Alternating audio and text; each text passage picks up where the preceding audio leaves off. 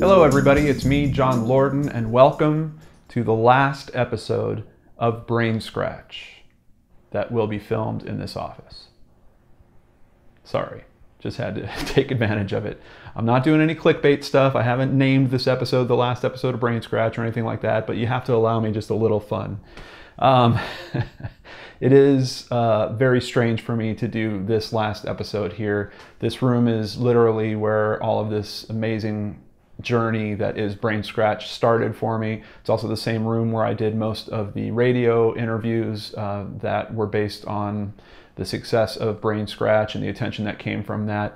And it also helped get all of you wonderful subscribers to join the Geek and Dorks channel.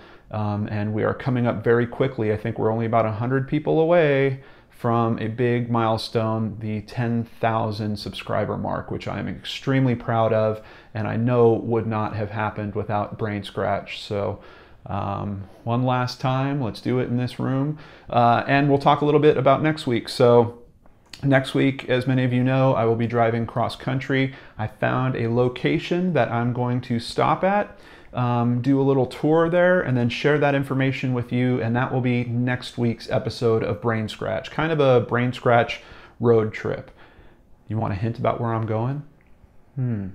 Okay, well, if you're a viewer of Johnny Vlogs, we talked about this location within the past few weeks.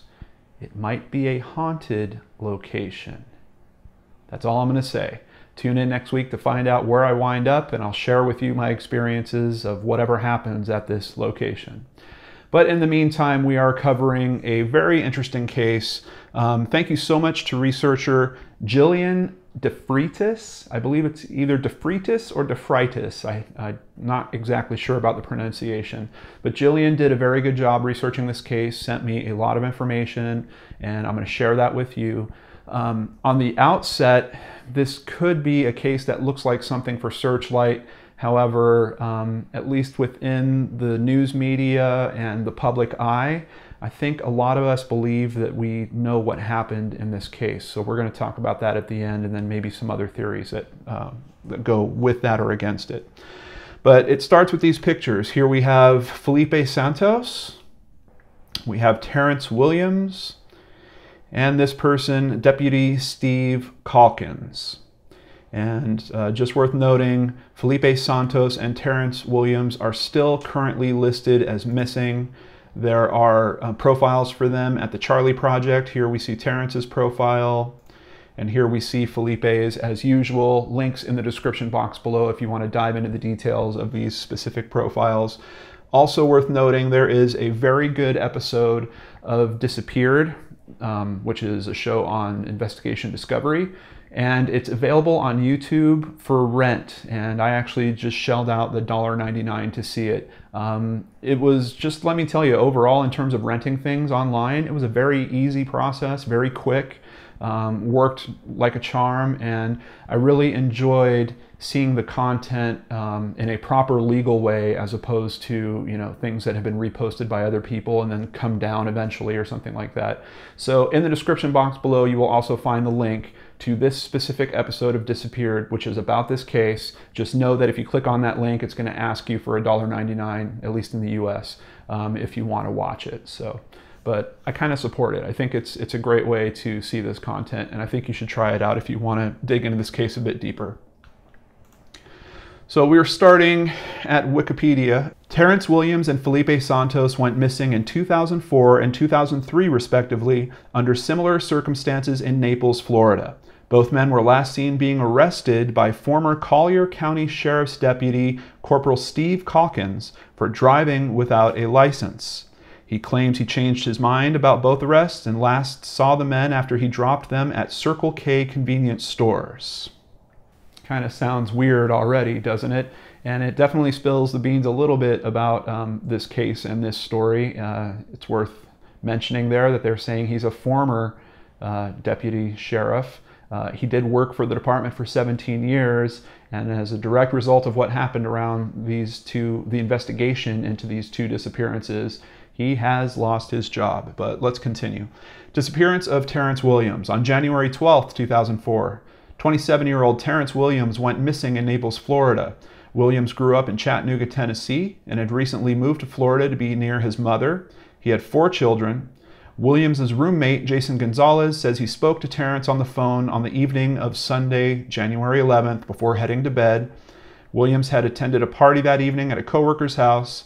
He did not have a valid driver's license after being cited for driving under the influence, and the registration on his car was expired.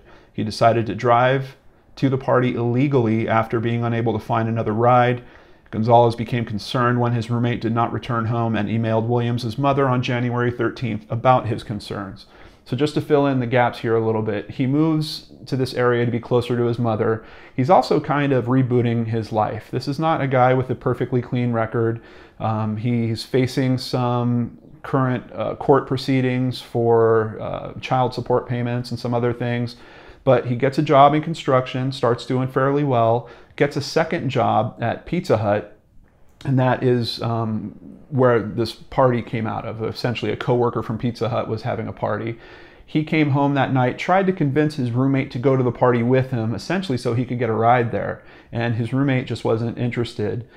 He had recently bought this Cadillac. He was trying to get back to having a normal life, and he still had 6 months before he could apply for a proper driver's license because of his being yanked for driving under the influence. So I think the temptation was just a little too much. He wanted to get to the party. He knew he had a car sitting out there, and he decided to just go ahead and drive illegally.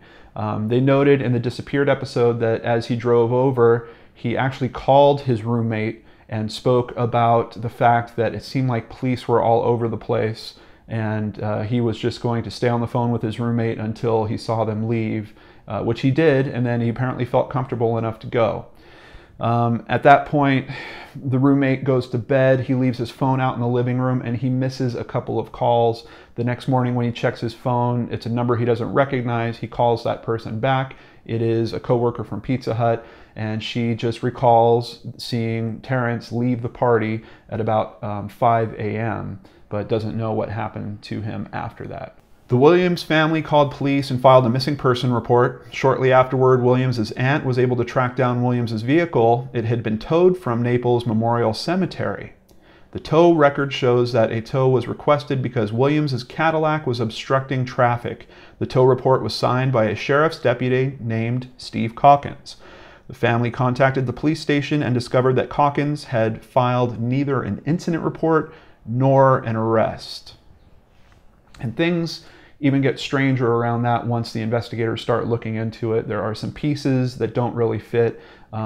He called into dispatch a few times and had some conversations with them. We're going to, actually, let's go ahead and jump to it now. Here is some of the pieces that don't really fit, and this is from a video on YouTube that was posted by CNN. This was featured on Anderson Cooper 360. I got a homie Cadillac on the side of the road here. Signal 11, signal 52, nobody around. Maybe he's out there in the cemetery. He'll come back in his car, I'll be gone. Okay, so first of all, you can tell he's putting on an African-American voice or affect there. He's kind of making fun of the car, calling it a homie car. You know, I personally believe that our police are held to a higher standard than that type of conduct. And that was on official channels. They have a recording of this. Now, admittedly, he was talking to someone that he considered a friend of his within the department to call in for this tow.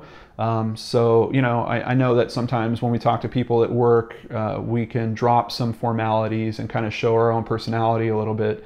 But if this is him showing his personality, I really question the position that he's in. What's really important about that piece of information is he's calling in the car to be towed, saying that it was abandoned at the cemetery and that it was obstructing traffic. Now, people at the cemetery actually witnessed the police officer pull that car over. They saw Terrance. The police officer patted him down and put him in the back of the patrol car. He actually came into the offices at the cemetery, asked them if it was okay for him to leave the car parked properly while he drove Terrance somewhere, and they said fine. He leaves with Terrance, and then somewhere between 15 minutes to 1 hour later, he comes back. He goes to the car. He has the keys for the car. He moves the car out onto the road into this position where it's about to be towed. Gets out of the car and throws the keys in the grass approximately 5-6 feet away from the driver's side door. So very strange things going on with this. And then when you consider how he called this in, that this was a car that needed to be towed, it was obstructing traffic, it was left there, he thought the person was in the cemetery and would likely come out to find their car gone. That really doesn't coincide with the multiple witnesses at the cemetery that know that this deputy interacted specifically with Terrance. But if the driver was not around, how then was Deputy Calkins able to run a background check using Terrance's name and birth date? Last name? Williams. Common spelling. Date of birth? 4. Whoopin'. 75. Like now. So what's interesting about that is he actually ran that background check after all of this. So this is after he went and moved the car back. So in terms of the time frame, I really don't know what's going on here. Is he checking on this guy after he's already done something with him? Did he move the car and then go back and pick him up somewhere and he had him in the car again? What's very strange is the birth date that was given is known by Terrance's family, first of all, to be false, but it's known to be a birthday that he gives out when he gets in trouble, basically to slow down the records process or something. Also happens to be April Fool's Day, 1975. So where did the officer get that information? Even if he had an ID for Terrance, it probably wouldn't have that birth date on it. It would probably be his correct birth date. I believe that's true because in the episode of Disappeared, they showed his ID that clearly states that he's a DUI offender. He can't drive on that ID, but they had blocked out the birth date area. So I'm pretty sure that his real birthday was on that ID. So obviously at this point, Deputy Calkins here has either talked to him or he had talked to him previously and gotten that information of the bum birth date. Yet just 4 days later, Calkins claims to remember nothing of the car or the driver. Listen to what he says when a sheriff's dispatcher calls him at home. She had a car from Vanderbilt on 111th Monday, a Cadillac. Do you remember it? No. Do you remember? She said it was near the cemetery. Cemetery. Any of the people at the cemetery are telling her you put somebody in the back of your vehicle and arrested them, and I don't show you arresting anybody. I never arrested nobody. Isn't that amazing?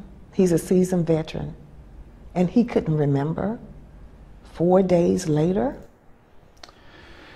This is Terrance's mother, and man, does my heart go out to her.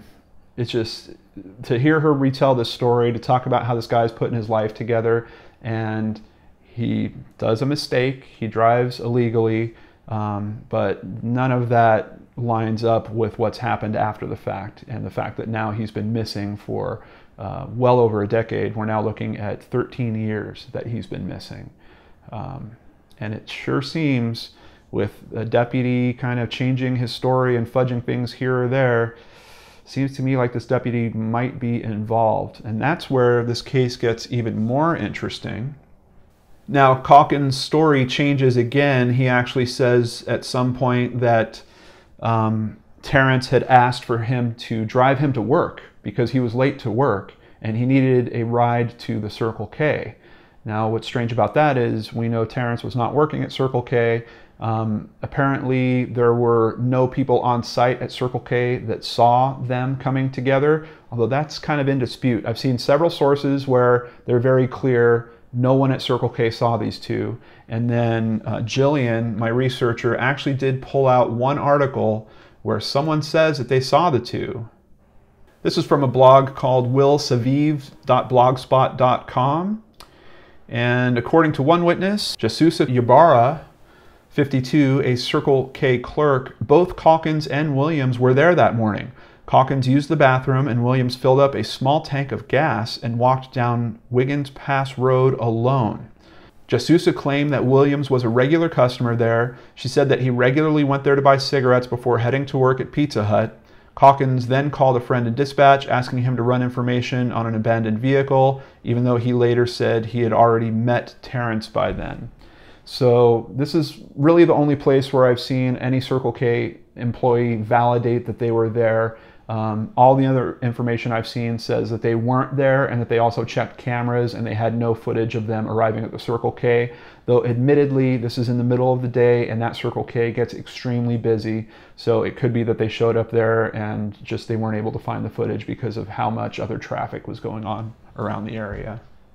According to Calkins, after dropping him off at the Circle K, Williams told him the paperwork for the car was in the vehicle's glove compartment. Calkins claimed that he returned to the Cadillac and discovered that the proper registration was not in the car, and he felt deceived. So he called Circle K from his work-issued cell phone and asked to speak to Williams.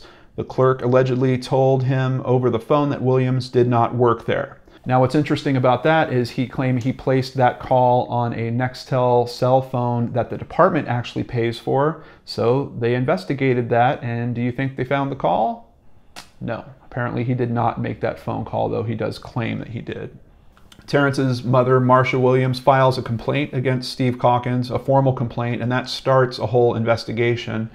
A new lead in the case surfaced when the Mexican consulate in Miami contacted Marcia Williams to tell her about another man who had vanished in a similar fashion. Mexican immigrant Felipe Santos had gone missing 3 months prior after Deputy Calkins claimed he dropped him off at another Circle K, approximately 4 miles from the location where he claimed he dropped off Williams. And that's where this story starts to become very, very interesting. And some aspects of it, to me, start looking serial in pattern. I'm not claiming that this guy is a serial killer necessarily right out of the gate like that. But when you have pieces that they reuse over and over to do this type of crime and you have both people missing, I do think there is some potential, and it should at least be looked at, that there's a possibility this deputy is indeed a serial killer. Felipe Santos, 24, was a Mexican national living illegally in the United States in nearby Immokalee, Florida. He had been living in the United States for 3 years at the time of his disappearance and sending money back to his family in Mexico. He was last seen October. This says October 1st, 2003. However, the research that Jillian pulled out says it's actually October 14th, 2003. Santos was driving to work with his 2 brothers when he was involved in a minor motor vehicle accident in Naples. Collier County Sheriff's Deputy Steve Calkins cited Santos for reckless driving and driving without a license or insurance and placed him in his patrol car. Santos was last seen riding away with Calkins. There is some other information on this. The other person that was involved in this accident saw the deputy arrive and noted he seemed extremely agitated, that he had made some comments about being tired of having to deal with people that didn't have their license or proper insurance in these types of situations. According to Deputy Calkins, he was perfectly calm when he showed up on scene, and he took Felipe to a local Circle K and let him out there because he was such a nice guy. He didn't feel like he was going to go ahead and arrest him, although he did give him the 3 tickets. 2 weeks later, after Calkins submitted his incident report, Santos's family filed a missing persons report as well as a complaint against Calkins. An investigation cleared Calkins of any wrongdoing. Santos has not been heard from since. Santos's wife, Apollinia Cruz Cortez, has questioned the quality of the investigation into her husband's disappearance, citing the fact that she has not been interviewed by investigators, which is very, very tough. If you're a family member and you can't even get your own voice heard in a case like this, I can't imagine the emotions that you face in that situation. So when these complaints are filed, essentially internal affairs gets involved. They start looking within the police department, and they were aware that, first of all, Deputy Calkins had a very shiny record, 17 years of service, and this could get messy. So they actually looked for outside law enforcement services to help with this investigation, which I think was not only smart, but should be procedural. I think anytime there's an internal investigation like that, why not pull an outside entity in so that you're sure that the findings of those investigations are valid? However, in this case for Felipe Santos, they couldn't find anything and they just cleared that whole charge. Luckily, it seems like he tried the same trick again later, and now having 2 stories that were so similar in nature was a bit too much for them to ignore. Once they started investigating the Terrance account and getting all these records of things that didn't line up, they decided to give a polygraph exam to Deputy Calkins. One of them he actually passed. However, when that taped footage about him calling in the car to be towed came out, they asked him very specific questions again about did he see Terrance again after that, and he actually failed those tests. So we have one polygraph that looks clean, another polygraph that looks like he's being deceptive. That was pretty much enough for the sheriff to fire him. He appealed the decision, tried to get his job back, and ultimately, even though the investigators don't have enough to put murder on this guy or say that he's responsible for these men disappearing, they did have enough to say, we can't trust your judgment. They caught him in pretty obvious lies, and to date, that has held up. He has not been working in law enforcement from any records that I can see. There is an aspect where you have to look at this case and say, could Terrance have disappeared of his own volition? We know that he was facing a court date literally within a few days to get some back child support going. Was he disappearing so that he could avoid all of that? I think it's a possibility. I think it's something to consider. But when you look at the basics of this story, how close it matches the Felipe account and the fact that you have a deputy sheriff that you can prove is lying, that just spins this all into a completely different direction. Now, a number of bodies have been found in the area. Unfortunately, none of them have been identified as either of these men. And literally to this day, over 13 years later, they are both still categorized as missing. But not only that, because of the tickets that Deputy Calkins had filed against Felipe, he now has a warrant for his arrest. So there you have an excuse about why he would be hiding from law enforcement. And because of the missed court date on Terrance's part, he now also has a warrant for his arrest. So there you have another excuse for why these two men would be hiding. So when you look at this story, if you are considering that this is a serialized pattern that this deputy is using, if nothing else, to abuse these types of people, it seems like he figured out that if he could get a warrant on them, then you had a perfectly reasonable excuse for why those people would go missing and you would never be able to find them. But is that really the truth of what happened to those two men? I don't think they went running off of their own volition. Now, around the police's internal probe and investigation, they did look into Terrance's car. Apparently, they have found some trace evidence in that vehicle, but they won't come public with what it is. They're hoping at some point that they could use that information to help validate or make this case. They also did check out Deputy Calkins' vehicle, and it was noted as being immaculately cleaned. They also put a GPS tracker in his car at that point. Remember, this is back in 2003, before all of us were wearing a GPS on us in terms of our cell phones.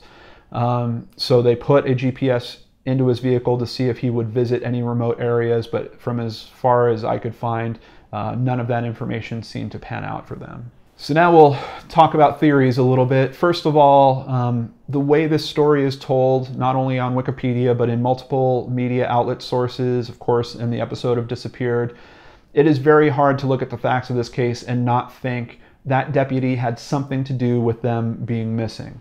Now that begs the question, did he murder these two men? If he did murder these two men, where did he hide the body? Now, they did take cadaver dogs out. They have not been able to locate either of the bodies. However, it is noted that there are some very dense areas out there in terms of vegetation. It might be very hard to find those bodies if they're in one of those types of areas. But to date, they haven't been found. There's another theory, apparently something called a starlight tour. And this has been talked about a little bit on Reddit. And it's basically the idea that a police officer would take someone that they don't want in their town, drive them to the outskirts, and then make them walk like back to where their home was or something like that, you know, miles and miles away, in an effort to try to intimidate them or scare them. And then during that walk, perhaps something happened to them, you know, a natural disaster of some kind, them slipping, them getting hurt, them being attacked by an animal, something of that nature. I don't know how much stock I put into that, although it does make me think of the possibility that he took them to the edge of town and said, you better not ever come back or you will wind up dead, or something to that effect. However, when you look at how much press this case has gotten over the years, unfortunately, it's died off a lot since about 2013. But it was big enough at one point that if these men came forward and just went to any news organization, I'm pretty sure they'd be instantly protected just by being in the public eye and being part of a story like this. So my gut is leaning towards the fact that both of these men are likely dead. They've likely been hidden somewhere. And without that information, without knowing where those bodies are, there's only so much that the internal affairs people could do when they were investigating this case. In one way, I look at this and, you know, I know we're all very critical of police nowadays. A lot of us are. And we're seeing some things that definitely should shake up our beliefs about how they operate. But in this case, it looked like they really did a good job at trying to find out the truth of the matter. They could at least find that Deputy Calkins was deceiving them, and they took pretty prompt action. You know, this happened in January. He was fired by August, so that's pretty swift. And losing your entire career, that's a pretty big penalty. Although admittedly, nowhere near the penalty that someone should face if he did indeed commit 2 acts of homicide. So I mentioned 2013. Well, if you do a Google News search on this, you will see that Tyler Perry actually offered a $100,000 reward for information about the missing men. And we have some more detail on that here. Also in 2006, Deputy Calkins actually made a comment denying wrongdoing and called it very bad luck that he was the last person seen with the missing men, according to the Naples Daily News. I think it's very bad luck that those men ever met him in the first place, and it's also very bad luck that he was given that job. However, here Perry's $100,000 in rewards broke down into 4 separate $25,000 offers.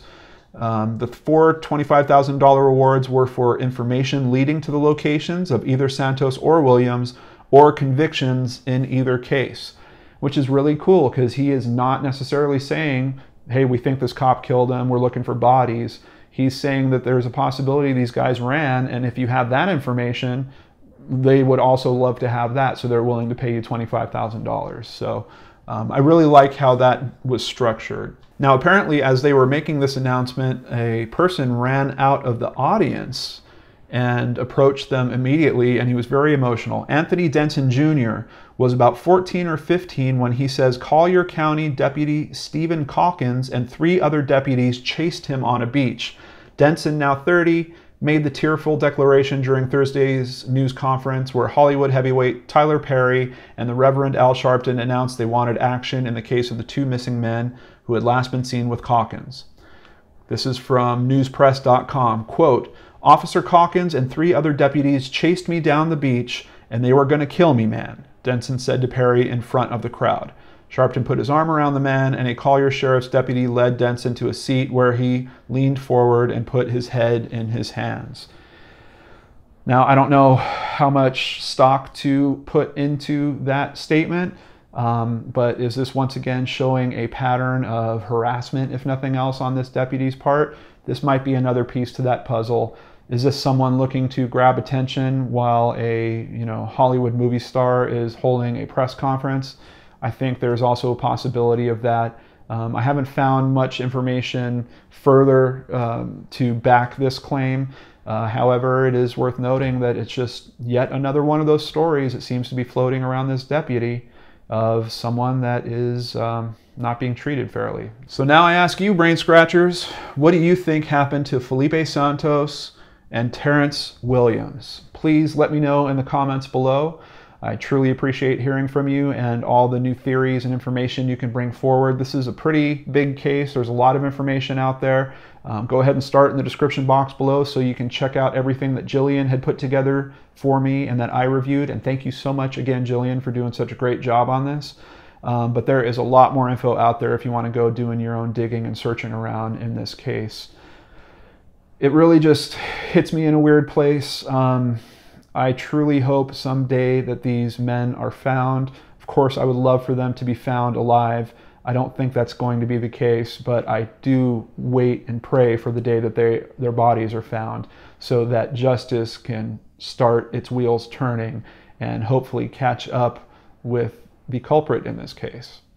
And, you know, my personal feeling is Deputy Calkins, he certainly looks like someone that could have something to do with the disappearance of these two men. I can't say that he killed them. We don't have the evidence. It does seem to me that he was a critical piece in terms of both of them going missing. And I don't think it was of their own volition, so I'm pretty sure that there was a crime of some type conducted in there. It just really, can you imagine, these are people that have the ability to take us under arrest, to put us in a situation where we literally are in the back of their car, and then to do something where they're not taking you to be processed properly. That's a pretty horrible thing, and I hope that police departments work maybe with technology to make sure that things like that can't happen. Both of those men should have been taken to the jail. If they were committing some type of crime, they should have been taken to jail, and it just did not happen in this case. So very sad, and of course my heart goes out to the families affected and the children affected in both of these cases. Both these men were fathers, so it just has a little extra sting in it. Anyway, thank you, Brain Scratchers, so much for joining me in this office in our last episode to be shot here. I really appreciate each and every one of you, and I will look forward to you joining me next week on our special Brain Scratch field trip. Take care, everyone. Have a nice weekend. I'll see you very, very soon.